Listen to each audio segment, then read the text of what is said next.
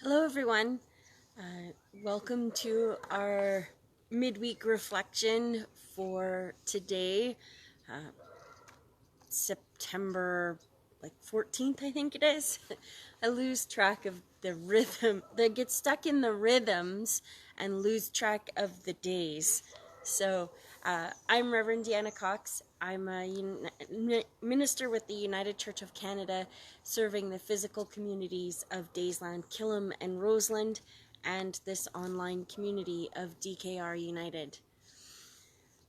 I apologize for stumbling a little bit, but it's been kind of that sort of week, or couple weeks. We talked last week about the rhythms of life and how where we are in the northern hemisphere, there's quite a shift between summer rhythms and fall rhythms, which we are rapidly transitioning towards here.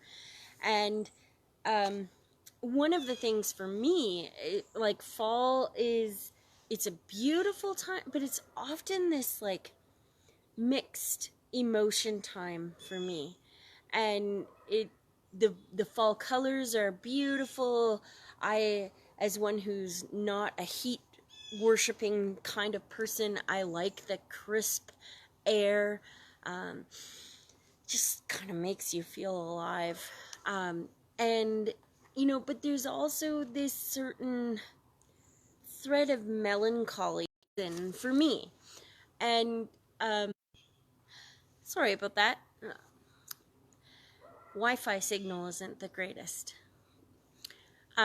So I have this thread of melancholy that weaves through the joy of the fall season for me.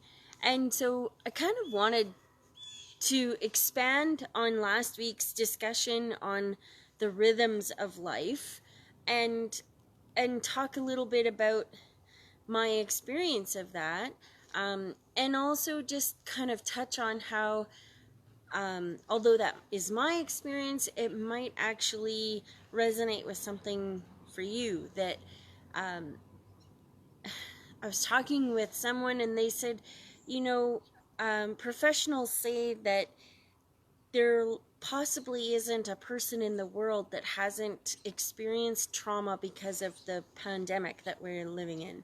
Some sort, some level of it. And that really the complexity is because we carry layer upon layer of trauma. And so that's some of the things that I am struggling with, and I'm okay. I'm sharing this with you because maybe it will resonate with some of your story.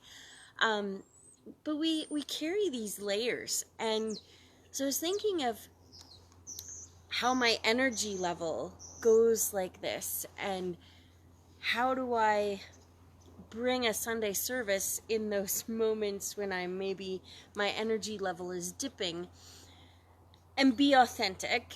And so I stumbled across Knost that I had used in a previous. I am going to see if I can find a better Wi-Fi signal. And this poem by L.R. Knost that I'm going to read to you goes like this, or I don't quote by L.R. Knost. Life is amazing, and then it's awful, and then amazing again. And in between the amazing and awful, it is ordinary and mundane and routine. Breathe in the amazing. Hold on through the awful. Relax and exhale during the ordinary.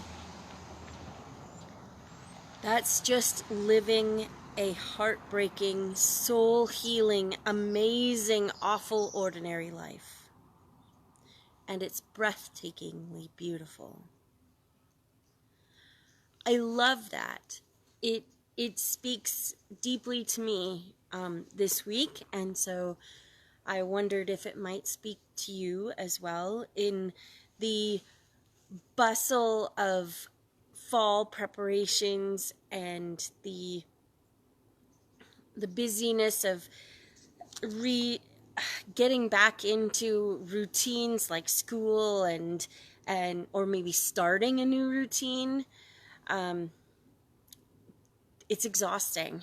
And so knowing that our energies are going to ebb and flow, just like the rhythms of life ebb and flow, and that to allow ourselves the space to experience that. Because the other thing that I've learned is when we push those things down, the hard things, when we push them down and don't deal with them, there's they don't go away. And there's times when we're kind of forced to stop and acknowledge them, and to acknowledge the brokenness that we feel. And so there's so much in our lives that there's a lot, or whether it's just the state of the world is overwhelming. It's a lot. And so sorry about that, getting closer to my Wi-Fi. And so I just invite you to take deep breath and just be where you need to be at that time. And yeah, because one of the things that I wanted to talk about on Sunday was just simplifying so that we have the space to deal with the things that bubble up for us, whether that's joy that bubbles up. So like it said in the poem, in the quote, to breathe in the amazing. And so if it's joy or something great that's bubbling up, making time to really soak that in. Or if it's grief, like there is so much power in lament, and actually looking at the things that are causing us pain and acknowledging them and dealing with them and processing them, and power in that it frees us up to experience joy and love and grace in such new ways. And yeah, and so once we've dealt with that lament and have this space for the joy, this amazing thing called healing can happen. And so not only for us, but for others. And we talk a lot about how to, like, God is calling us to offer those same things, you know, love yourself as much as you love others, love God as much as we love others, love creation as much as we love others. And it's, you know, it's all part of the puzzle. And so if we can do that for ourselves, if we can simplify and give ourselves space for the joy and the sorrow, and then when we look at someone else and see maybe something they're doing seems weird or strange or, you know, whatever, and if we can look at them and instead of judgment, hold them in grace and love, maybe then they can too find or give themselves the space to do that healing that is necessary in their lives. So, because I don't often get the Sunday service posted, I wanted to share another poem with you. This one is by Denise Levertov. I think I've pronounced that properly.